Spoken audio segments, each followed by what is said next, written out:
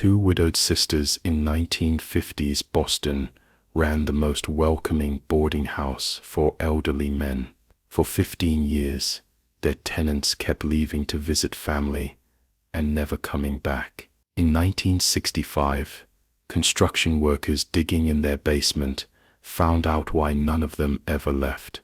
If you want to hear the full story, subscribe now and don't miss what happens next. The brownstone at 447 Beacon Street stood in a respectable neighborhood of Boston's Back Bay, a 4-story brick building constructed in 1889 that had weathered 6 decades of New England winters with dignified endurance.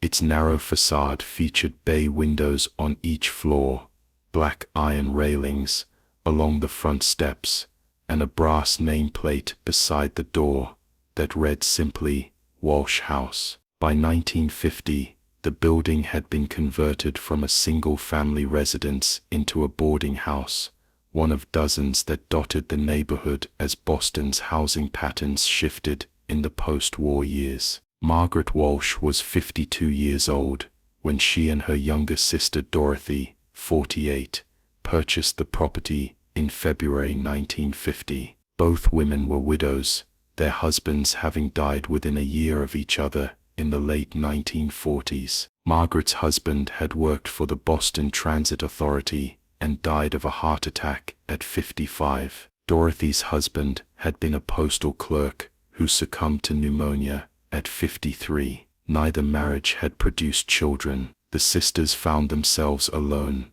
middle-aged, and facing an uncertain financial future with modest savings and widows' pensions that would not sustain them indefinitely. The boarding house represented both a business opportunity and a solution to their circumstances. They could live on the top floor while renting rooms on the lower 3 floors, generating income while maintaining respectability. Boston in 1950 still operated according to rigid social codes, and running a boarding house was considered an acceptable occupation for widowed women of their class, provided it was managed with propriety and discretion. Margaret was the taller of the 2 sisters, standing 5 feet 8 inches, with a large frame that had grown heavier in middle age. She wore her gray streaked brown hair pulled back in a tight bun, and favored dark, conservative dresses that emphasized practicality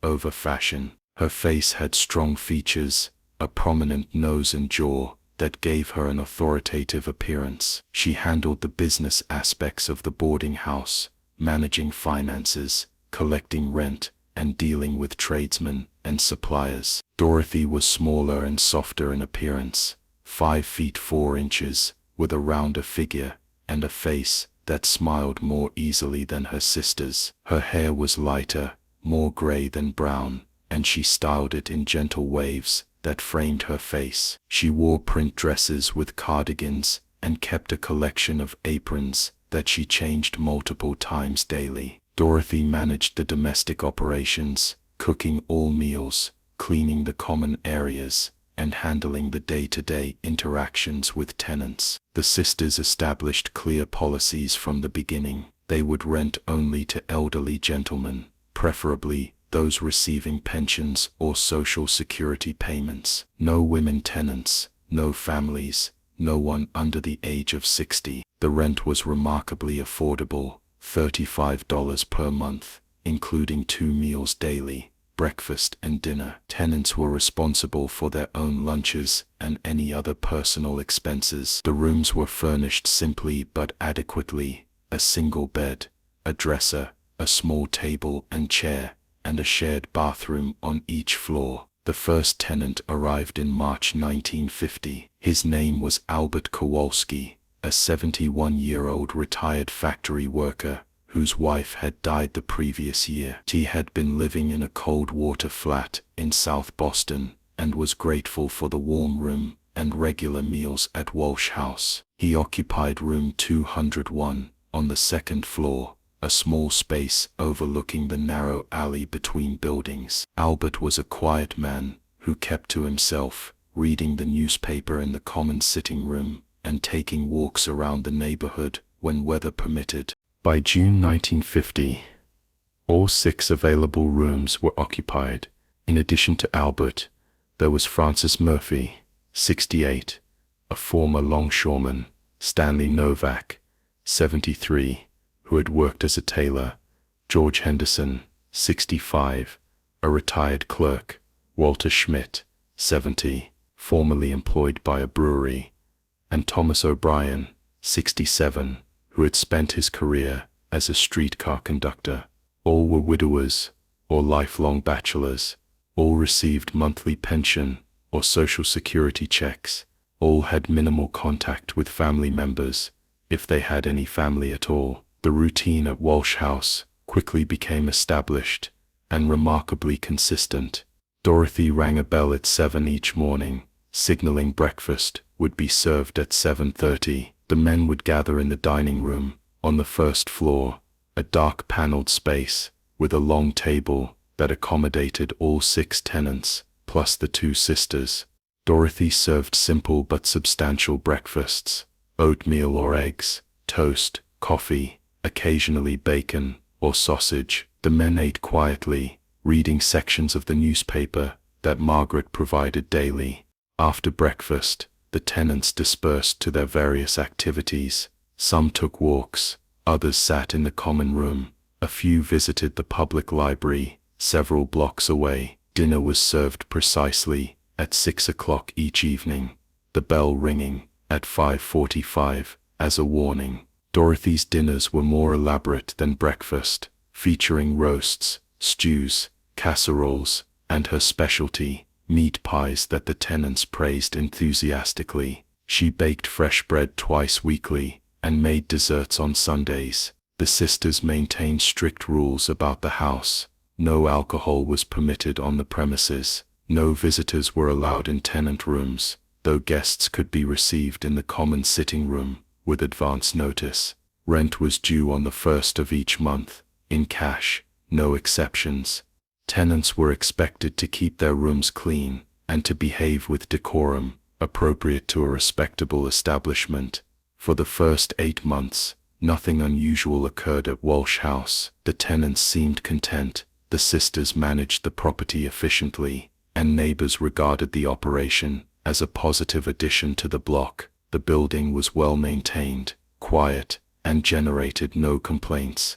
Margaret and Dorothy attended Mass every Sunday at the nearby Church of the Advent, where they were regarded as pious, charitable women who had found a dignified way to support themselves after personal tragedy. The change began in November 1950. Albert Kowalski, the first tenant, informed Margaret that he would be leaving Walsh House to visit his cousin in Providence, Rhode Island. He had received a letter inviting him to spend the winter months there, and he had accepted. He paid his rent through the end of November and packed his few belongings into a single suitcase.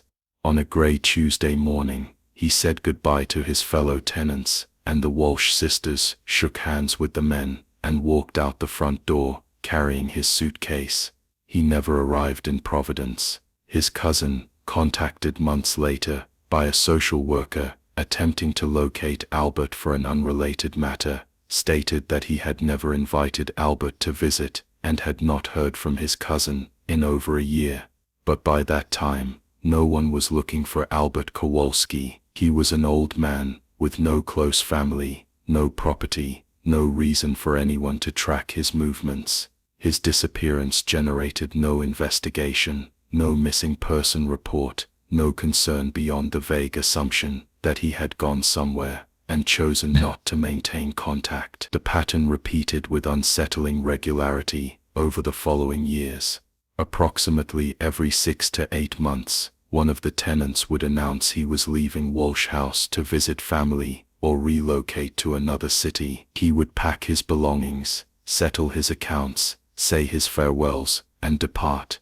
Within days, Margaret would place a discreet advertisement in the Boston Globe classifieds, and a new tenant would arrive to fill the vacancy. Francis Murphy left in April 1951, supposedly to live with a nephew in Worcester. Stanley Novak departed in October 1951, claiming he was moving to a retirement home in New Hampshire that offered better medical facilities. George Henderson left in March 1952, stating he was going to live with his daughter in Pennsylvania, though he had never previously mentioned having a daughter.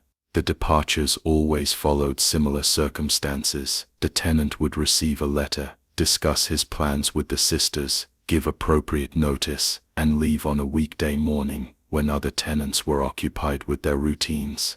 No one ever witnessed the actual departure beyond seeing the man walk out the front door with his suitcase. No one ever received subsequent correspondence from the departed tenant. The men simply vanished from the lives of those who remained at Walsh House, replaced by new elderly gentlemen who arrived with their own small collection of possessions and their monthly pension checks.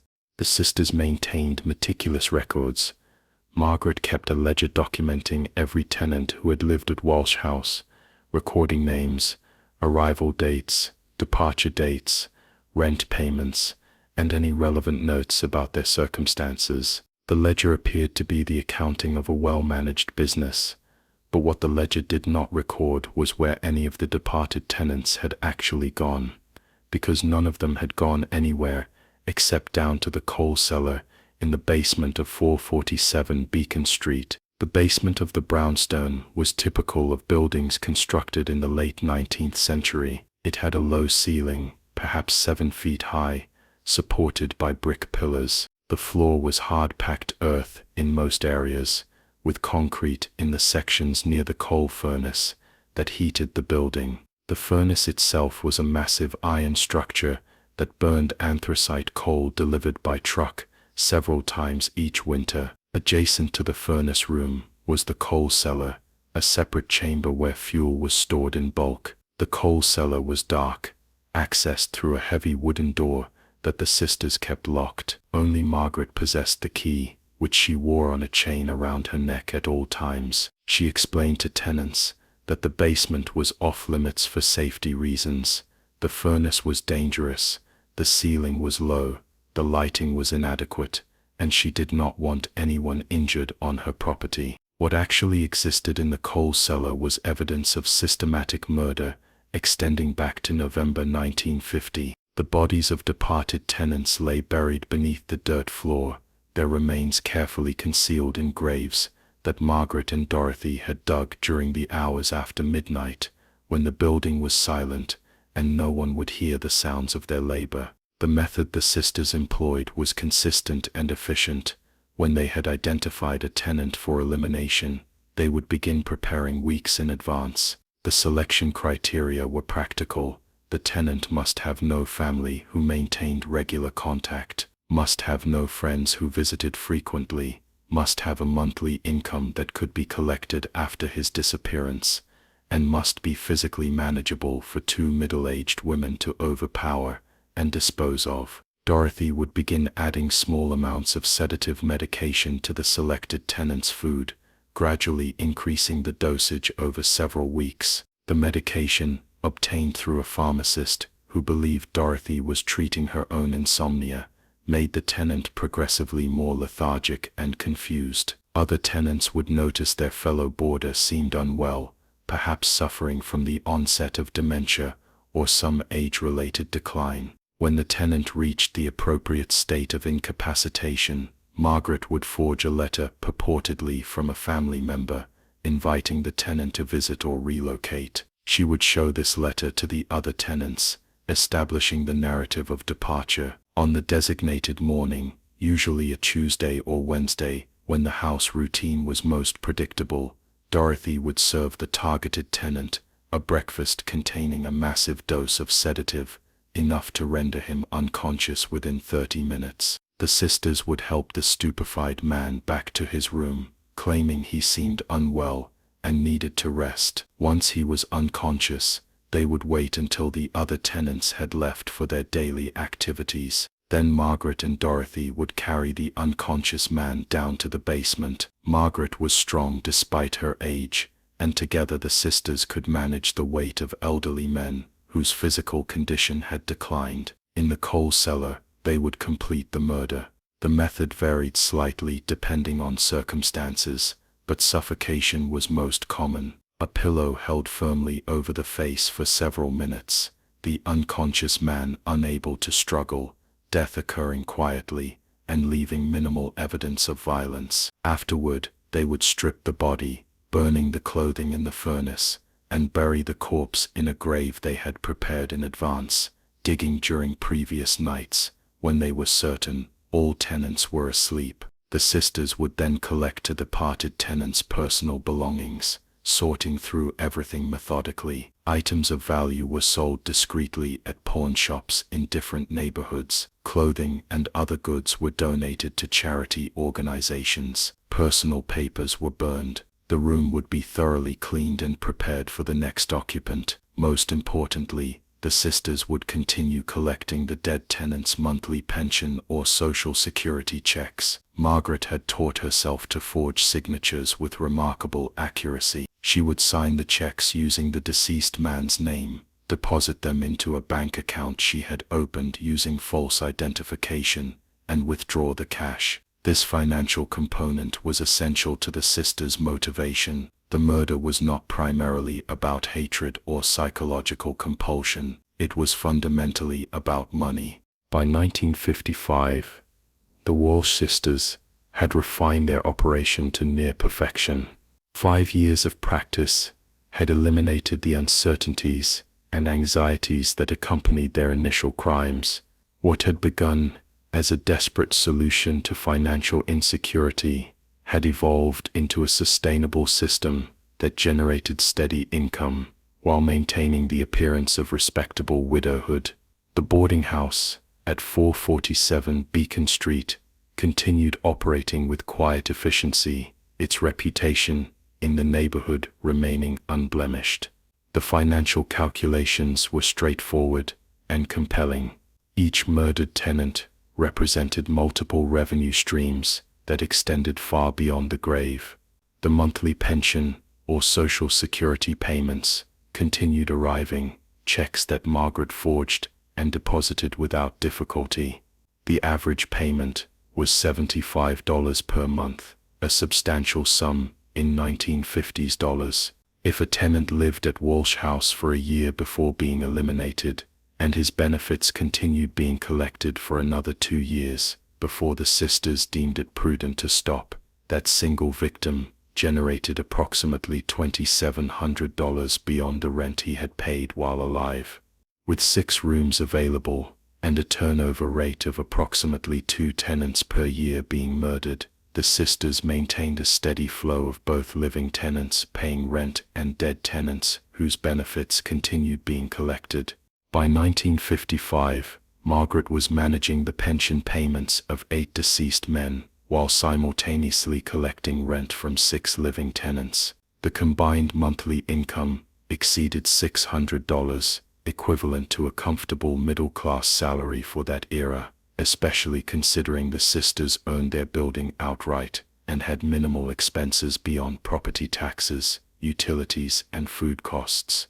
The success of the operation depended on careful selection of victims and meticulous attention to documentation. Margaret spent considerable time studying each potential tenant before accepting him into Walsh House. She required extensive information during the application process, ostensibly to ensure the respectability of her establishment, but actually to assess the man's vulnerability and value as a victim. She asked detailed questions about family connections, wanting to know who might come looking if the man disappeared. She inquired about financial circumstances, determining the amount of monthly income that could be harvested after death. She evaluated physical condition, preferring men who were frail enough to be managed, but not so ill that they might die naturally before the sisters could execute their plan. She investigated social connections, avoiding men who had regular visitors or maintained correspondence with friends who might notice their absence.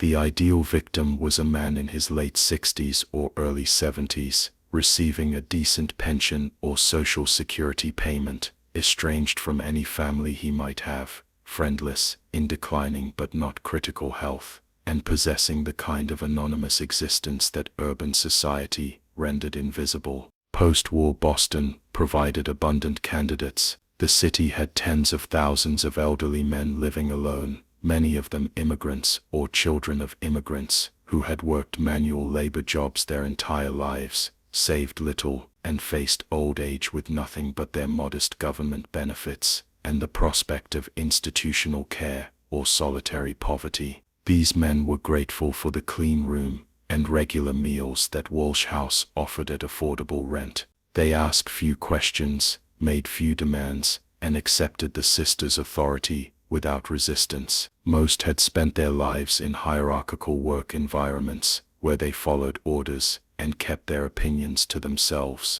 The transition to following the Walsh sisters' house rules required no adjustment. Dorothy's role in the operation was equally crucial, though less obviously calculated. While Margaret handled the strategic and financial elements, Dorothy managed the psychological and practical aspects that made the murders possible. Her cooking created dependency and routine. Her friendly demeanor generated trust and affection. Her attention to domestic details maintained the illusion of a well-run, caring household where elderly men could live out their final years in comfort. Dorothy had discovered an unexpected aptitude for the work. She had been horrified initially when Margaret first proposed the scheme in the fall of 1950, shortly after they had purchased the building and realized their financial situation was more precarious than anticipated. Margaret had calculated that their savings and income from rent would not sustain them long term, especially as they aged and their ability to maintain the property declined. They needed additional revenue, and the tenants represented an untapped resource. Margaret had presented the idea methodically, walking Dorothy through the logic. The tenants were old men with limited futures. Most would die within a few years regardless. Their deaths would benefit no one if they occurred naturally. The pension payments would stop. Their minimal possessions would go to distant relatives or be claimed by the state. But if the sisters intervened, if they accelerated the inevitable by a few years, they could harvest significant financial benefit while actually doing the men a kindness by sparing them the degradation of extreme old age, institutional care, or poverty. Dorothy had resisted at first, invoking moral objections and religious fears, but Margaret had been persistent and persuasive. She reminded Dorothy of their late husband's lack of provision, of the limited options available to middle-aged widows, of the humiliating alternative of depending on charity or distant relatives. She emphasized that what they would be doing was not murder in the traditional sense, but rather a form of practical mercy, ending lives that had already lost meaning and purpose. Over several weeks of conversation, Margaret had gradually eroded Dorothy's resistance. The first murder, Albert Kowalski, in November 1950,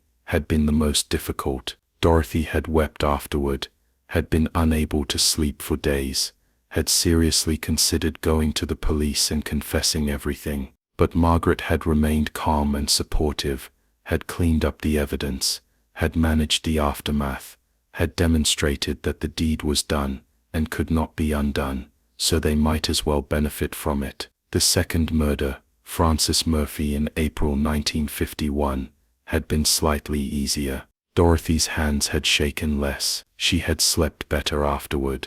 By the third murder, Stanley Novak in October 1951, Dorothy had begun to internalize Margaret's rationalizations. These were not real murders, not crimes in the moral sense, but practical necessities in an unjust world that left widows vulnerable and old men disposable. By 1955, Dorothy no longer experienced significant emotional distress about the killings. She had developed a psychological distance from the act, viewing it as she might view slaughtering a chicken for dinner, unpleasant but necessary, part of the practical work of survival. She took pride in her efficiency, in the smoothness with which she could incapacitate a tenant through carefully calibrated drugging, in her ability to maintain cheerful demeanor while serving breakfast to a man she knew would be dead by afternoon. The sisters had murdered 9 men by the end of 1955. The pace had been deliberate, never rushing, never taking unnecessary risks. Each murder was planned months in advance. Each victim was thoroughly vetted. Each disposal was executed with meticulous care. The coal cellar now contained 9 bodies, buried at various depths beneath the dirt floor, arranged in a pattern that Margaret had mapped in a private notebook she kept hidden in her bedroom. The notebook was Margaret's only indulgence in documentation, beyond what was strictly necessary. She recorded each murder with clinical precision, noting the victim's name, age, date of death, method employed, location of burial, and ongoing financial benefit. She included observations about what had worked well and what might be improved in future operations. The notebook was simultaneously a confession and an instruction manual, evidence that would destroy them if discovered, but also a source of pride in their accomplishment. Margaret viewed their operation as a kind of business success story, proof that intelligent women could thrive independently if they were willing to take unconventional approaches. She sometimes fantasized about being able to tell their story publicly someday, imagining how it would be studied as an example of practical problem solving and efficient resource management. She understood this fantasy was absurd, that their work could never be revealed, but the fantasy itself provided satisfaction. The neighborhood around 447 Beacon Street continued its gradual evolution through the 1950s. Boston was changing. The old immigrant communities were dispersing as their children achieved middle-class status and moved to suburbs. The boarding houses that had once been common were slowly disappearing, converted back to single-family homes, or demolished to make way for apartment buildings. But Walsh House persisted, its steady operation and respectable appearance making it invisible to any broader scrutiny. The sisters maintained minimal social connections beyond their tenants. They attended Mass weekly, but did not participate in church social activities.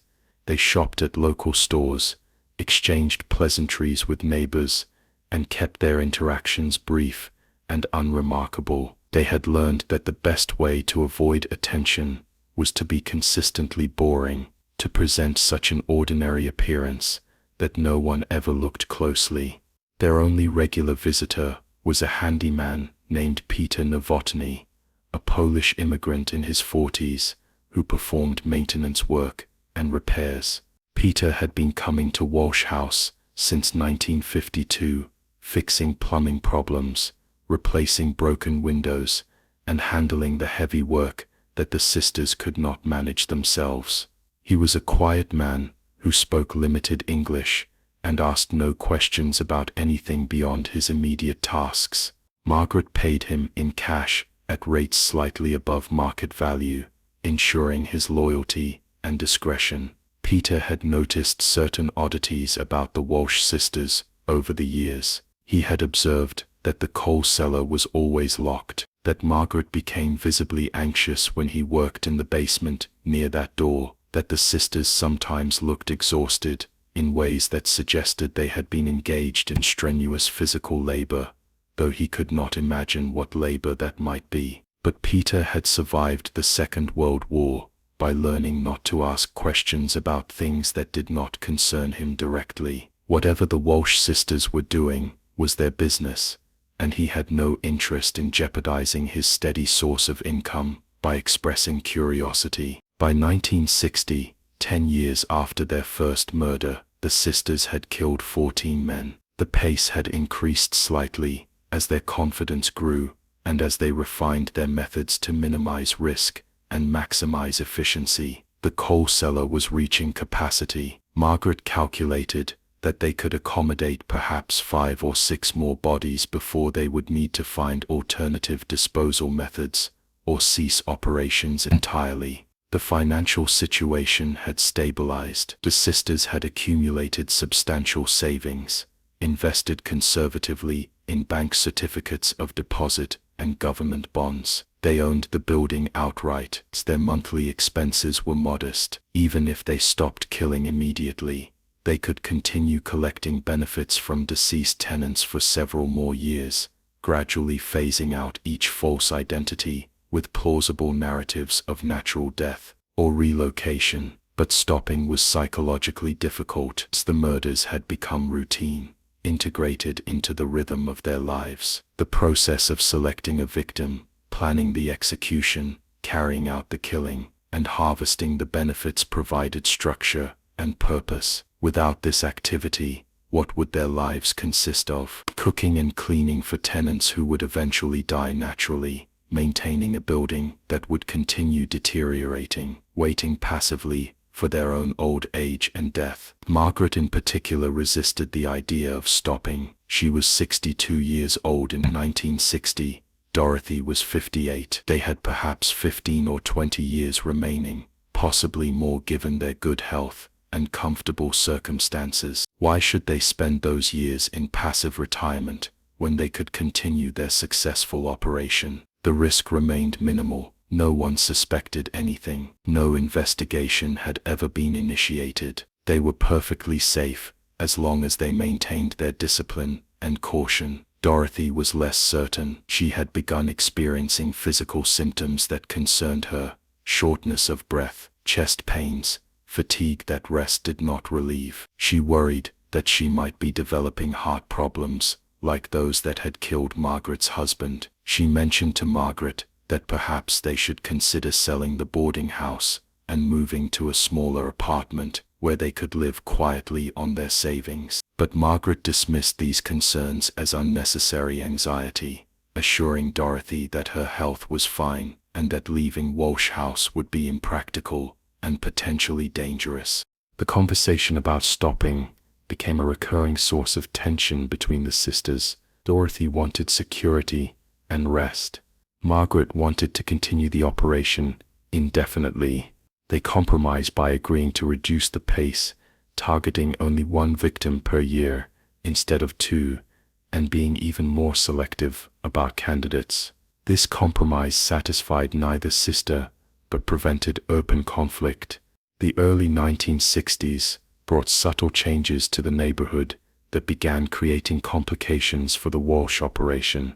Boston's urban renewal initiatives were beginning to affect the Back Bay area. City planners were discussing renovation projects, new building codes, and infrastructure improvements.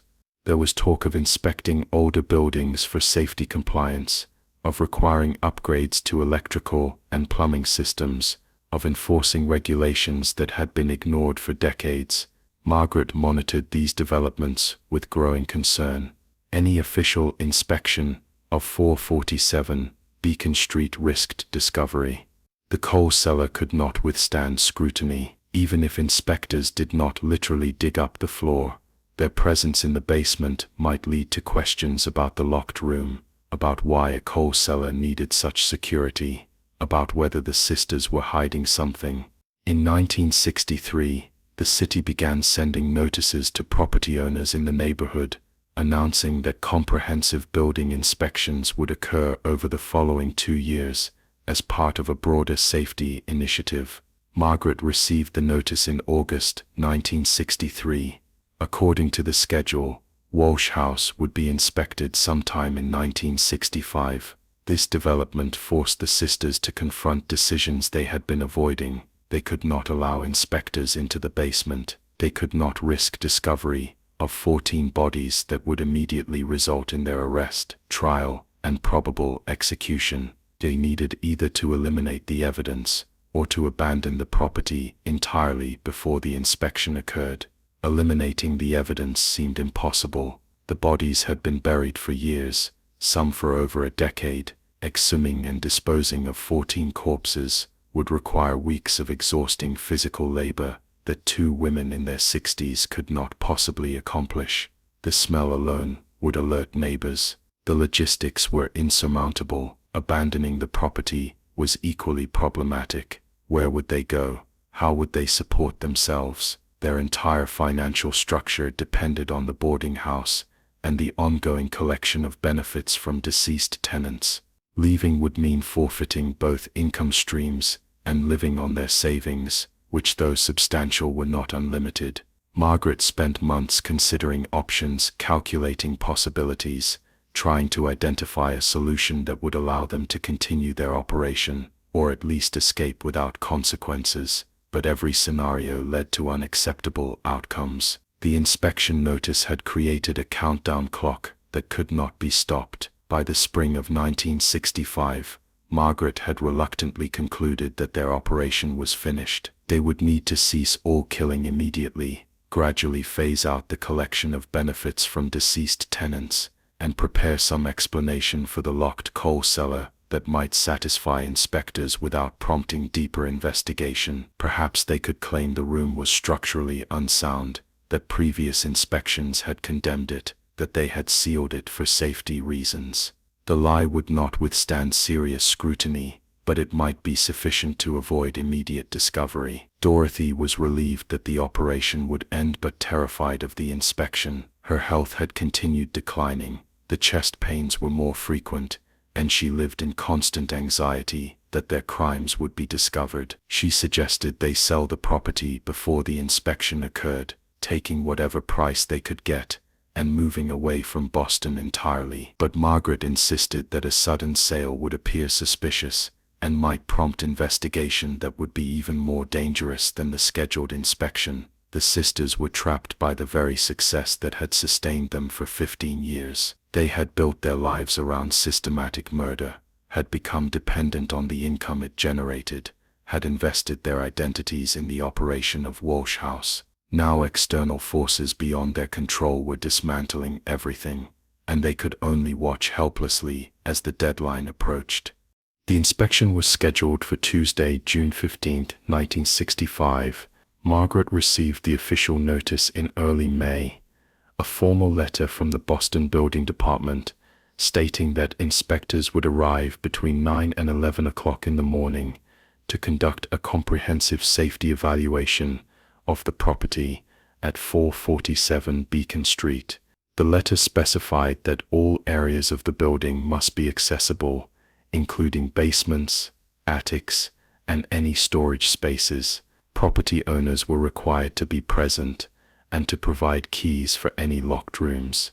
Margaret read the letter 3 times, her hands trembling slightly, despite her efforts to maintain composure. 15 years of successful operation were about to end, not through investigative brilliance or accidental discovery by authorities, but through a routine bureaucratic process that she could neither prevent nor evade. The irony was bitter. They had been so careful, so methodical, so aware of risks from police or suspicious neighbors, but they had not anticipated that urban modernization and safety regulations would be their undoing.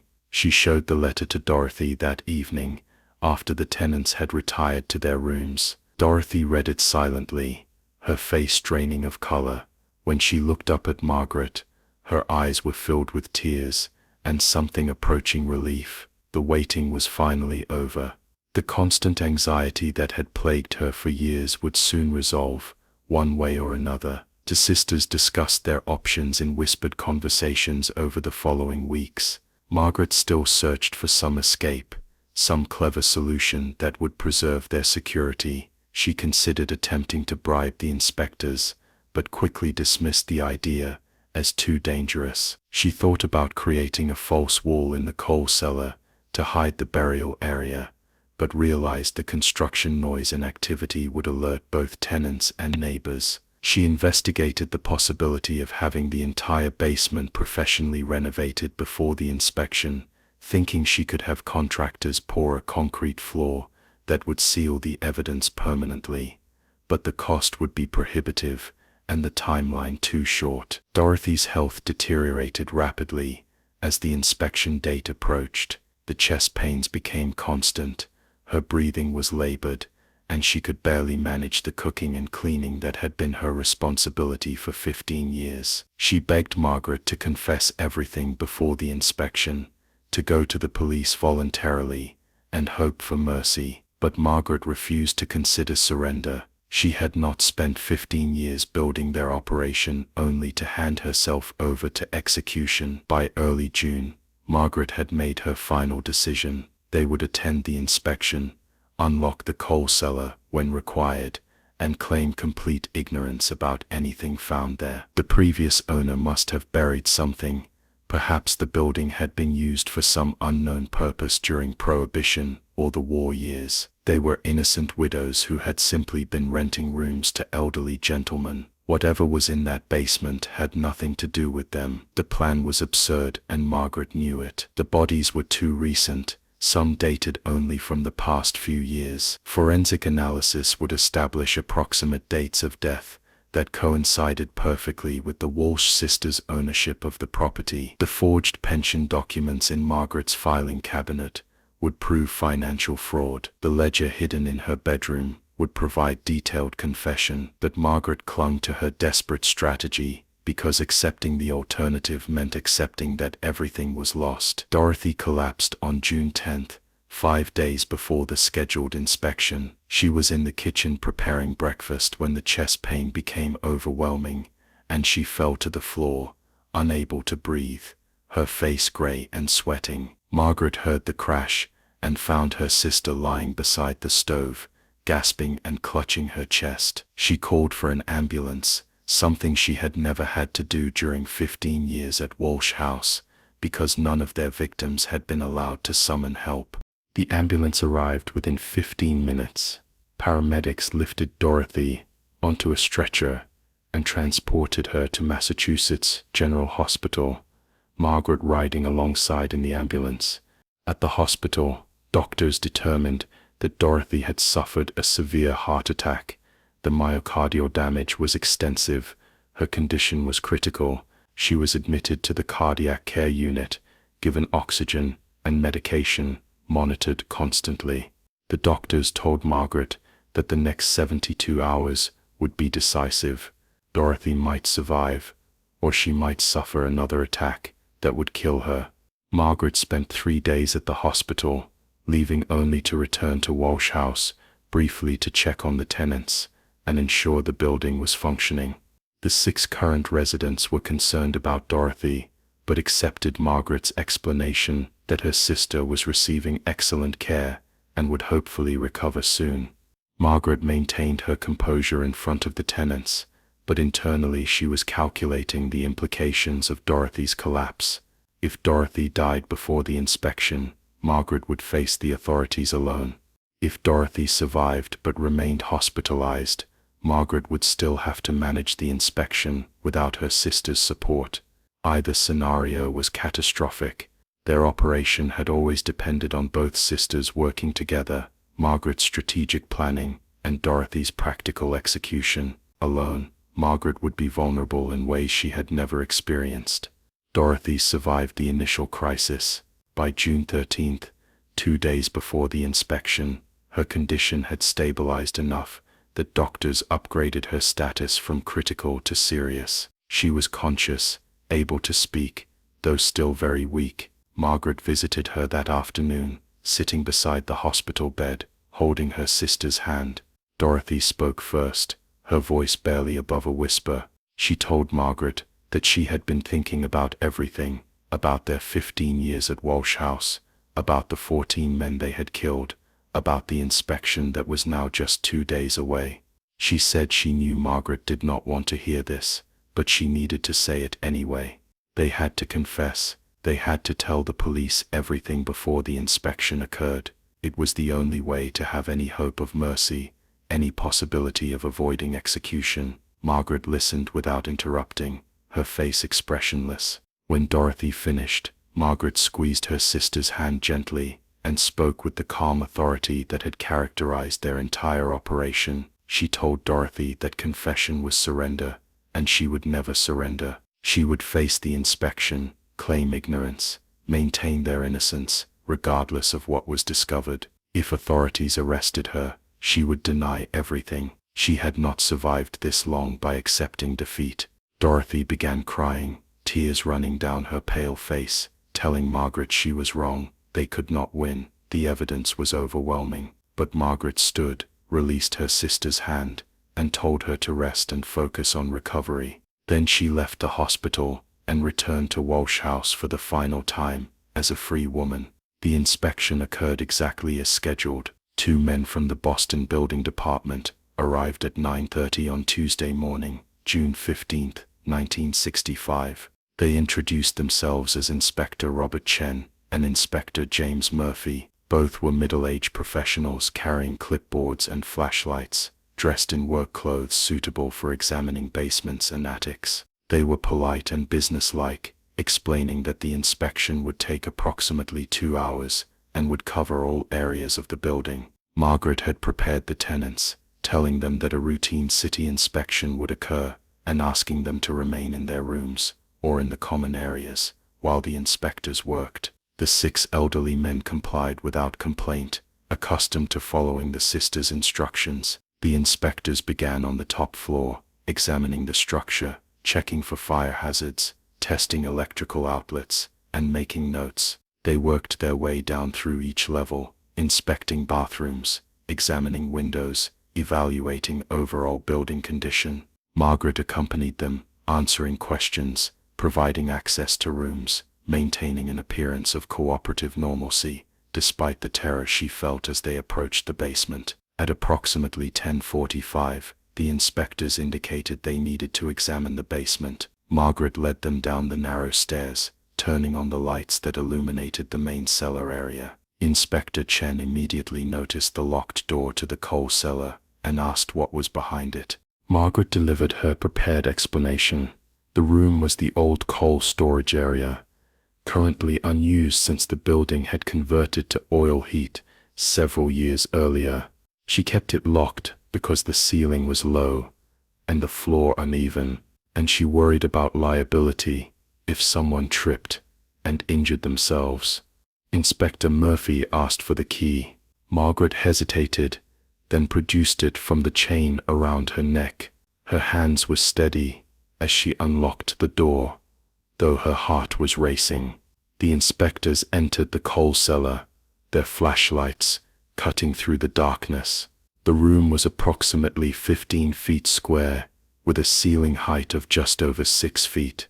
The walls were brick. The floor was packed dirt, old coal dust, still coated surfaces, despite years of disuse.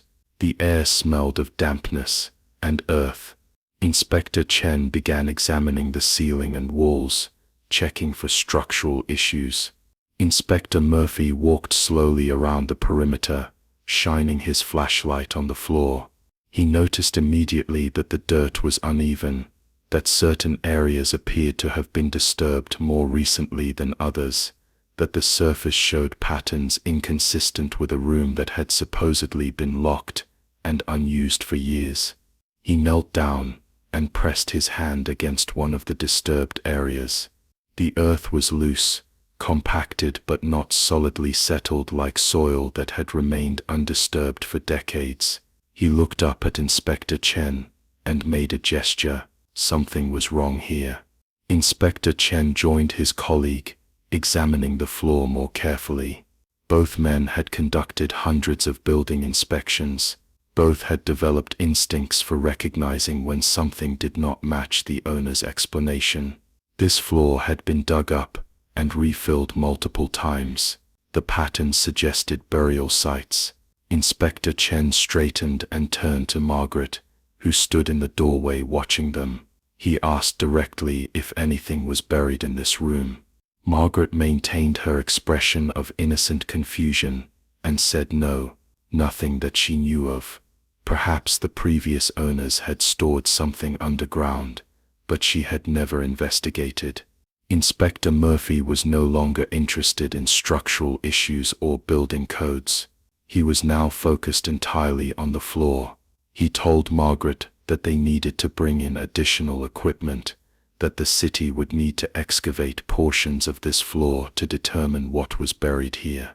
Margaret attempted to object, claiming that such excavation seemed unnecessary for a routine safety inspection, but Inspector Chen was firm. The inspection was over. They would be contacting the police. Margaret needed to remain available for questioning. The inspectors left Walsh House at 11:15 that morning. By noon, detectives from the Boston Police Department had arrived. By 2 o'clock, the basement of 447 Beacon Street was filled with police officers, crime scene technicians, and a medical examiner. By 4 o'clock, they had uncovered the first body. Margaret was arrested at 5:30 that afternoon. She maintained complete silence, refusing to answer any questions without an attorney present. She was transported to police headquarters, photographed, fingerprinted, and placed in a holding cell. Her attorney, provided by the court since she claimed she could not afford private counsel, advised her to continue remaining silent. Dorothy was informed of her sister's arrest while still hospitalized. The news caused another cardiac episode, less severe than the first but serious enough to extend her hospital stay. Police officers questioned her, but doctors limited the interview to 20 minutes due to her fragile condition. Dorothy told them everything, her confession pouring out in a detailed narrative that matched perfectly with the evidence being uncovered at Walsh House. The excavation of the coal cellar continued for 3 days. Investigators ultimately recovered 14 bodies in various states of decomposition. All were elderly males. Forensic analysis would eventually identify 13 of them through dental records and personal effects found with the remains. The 14th body was too decomposed for positive identification. Margaret's bedroom was searched, and investigators found her ledger hidden behind a false panel. The notebook contained detailed records of every murder, complete documentation of the sisters' operation, proof of systematic killing, and financial fraud extending over 15 years. Combined with Dorothy's confession and the physical evidence from the coal cellar, the case against Margaret Walsh was overwhelming. The trial began in March 1966. Margaret pleaded not guilty, claiming that Dorothy had committed all the murders without her knowledge and that the ledger was fabricated, but the evidence contradicted every aspect of her defense. Dorothy, still recovering from her heart attack, testified against her sister, describing their shared responsibility and Margaret's dominant role in planning and executing their operation. The jury deliberated for less than 4 hours before returning a verdict of guilty on 14 counts of first-degree murder. The judge sentenced Margaret Walsh to death by electrocution. Massachusetts had capital punishment in 1966, though executions had become increasingly rare. Margaret's crimes, however, were so systematic and coldly calculated that the state decided to pursue the ultimate penalty. Dorothy was tried separately. Her attorney argued that she had been dominated by her stronger sister, that she suffered from diminished mental capacity, and that her cooperation with authorities demonstrated genuine remorse. The jury convicted her of 14 counts of second-degree murder. She received 14 consecutive life sentences with no possibility of parole. Margaret Walsh died in her prison cell on November 3, 1968, before her execution could be carried out. The official cause was heart failure, though some speculated she had somehow obtained poison and chosen suicide over execution. She was 70 years old. She never admitted guilt, never expressed remorse, and never provided any explanation beyond the tactical defense she maintained throughout her trial. Dorothy Walsh survived another 12 years in prison. Her health continued declining. The heart damage from her 1965 attack never fully healed. She died in the prison infirmary on August 19, 1980, at age 76. Unlike her sister, Dorothy had cooperated with prison chaplains and counselors, expressing remorse for her crimes and claiming she prayed daily for the souls of their victims.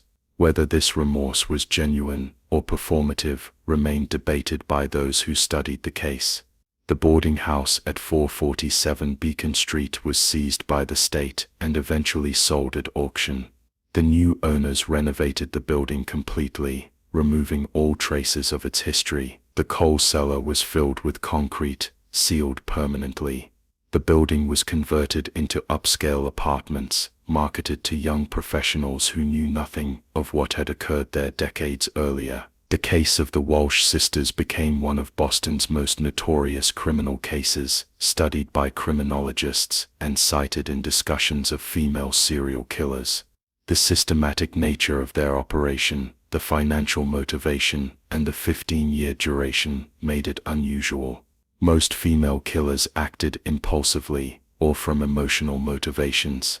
The Walsh sisters had operated like businesswomen running a profitable enterprise, viewing murder as a practical solution to economic challenges. The families of the identified victims received compensation from the sale of the Walsh property and from government funds established for crime victims. Most of the men had no close relatives, but nephews, nieces, and distant cousins came forward, some genuinely grieving, others primarily interested in financial settlements.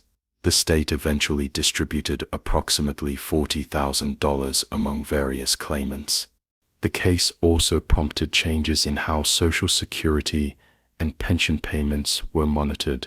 The ease with which Margaret had forged signatures and collected benefits for deceased recipients exposed systemic vulnerabilities. New regulations required more frequent verification of recipient status and made fraud more difficult, though determined criminals still found methods to exploit the system. Boston attempted to forget the Walsh sisters. The story was too disturbing, too close to home. But true crime enthusiasts kept the case alive through books, articles, and eventually internet forums, where amateur investigators debated details and shared theories. Some questioned whether 14 victims represented the complete total, speculating that the sisters might have killed more men before purchasing Walsh House, or disposed of some bodies through methods that left no evidence. The truth probably died with Margaret and Dorothy Walsh. The ledger documented 14 murders. 14 bodies were recovered, but whether additional victims existed in unmarked graves elsewhere, or whether the sisters had experimented with their methods during earlier periods that left no trace, remained unknown. The only certainty was that for 15 years, two widowed sisters had operated a systematic murder operation in a respectable Boston neighborhood, killing vulnerable old men and harvesting their benefits with cold efficiency that defied every stereotype about feminine nature and grandmotherly behavior. The boarding house sisters of Boston proved that evil required neither supernatural power nor masculine violence. It required only opportunity, desperation, and the willingness to view human beings as resources to be exploited. Their legacy was a reminder that the most dangerous criminals were often those who appeared most ordinary, most respectable, most invisible in plain sight. If you found this story compelling, please subscribe and hit the like button. Share this video with someone who appreciates true crime history. Your support helps us bring more forgotten cases to light. Thank you for watching.